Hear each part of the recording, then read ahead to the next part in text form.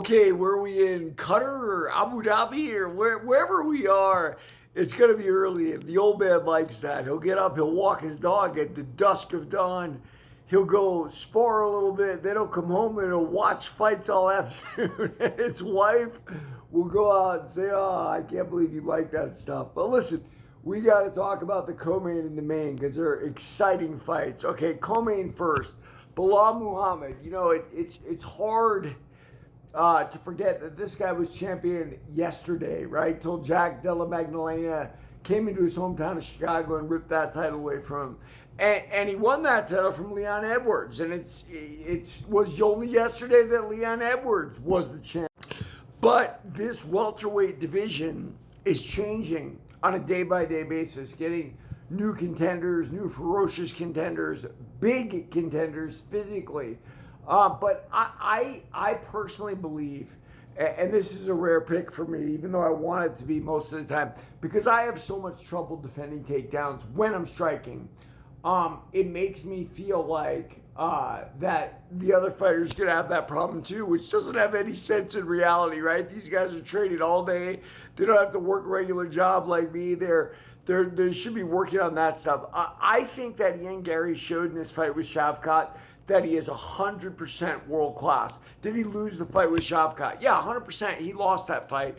But he also proved during that fight that he belonged in the upper echelon. Now, that having been said, it was two strikers doing their thing, right?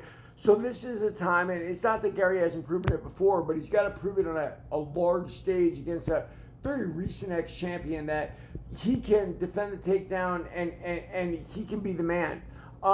And I think he's got it, what it takes, right? Like, if Bilal Muhammad even attempts to strike with Ian Garry the way he attempted to strike with Jack Della Magdalena, it's going to be an easy night for Ian Garry. I wasn't a fan of Ian Garry early on. You know, guy acted like a superstar before he's a superstar. We used to, there were guys who used to make fun of guys in the gym for doing stuff like that, you know, filming themselves and whatnot. But hand it to Ian Garry, he has become a superstar, whether you like it or not. He may have put the cart before the horse, but guess what? The horse caught up to the cart and passed it. Ian Garry is top 5 in the world. I can't wait to see if he can do it against Bilal. You know, if Bilal can force the game into his ground situation instead, I'm all about that too, man. One thing I love about this sport, I never lose. I only win because, you know what, whatever happens, whatever Rocky story can make it, it's good with me. Arman Tsarukyan versus Dan Hooker. Listen, the opposite is my feeling on this one. There is no way my man Dan Hooker, who likes blood and guts battles, is going to be able to keep his feet against Tsarukyan. So this same Tsarukyan, who in the third round of the Duplessis-Hazmat fight told his buddy Hazmat, don't play his game. Don't start striking with him now. Keep doing what we do, man. And believe me, Tsarukyan's going to do what he and Hazmat do really well, which is ragdoll people, put them on the ground. Now, the one fight that I remember specifically Tsarukyan was his fight with Oliveira, and it was a very close fight. But let's remember something too. Oliveira is a world-class jiu-jitsu guy. He learned MMA on the job, which is why he's got like 11 losses.